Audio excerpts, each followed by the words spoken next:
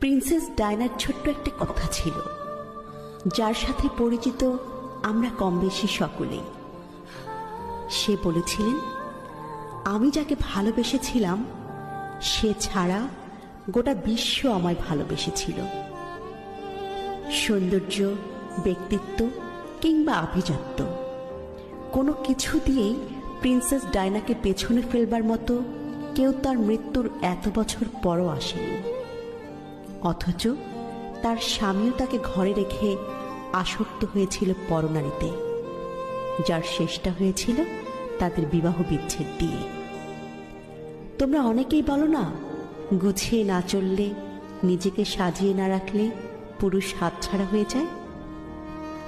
আসলে এটা পুরোপুরি মিথ্যে, বুঝলে?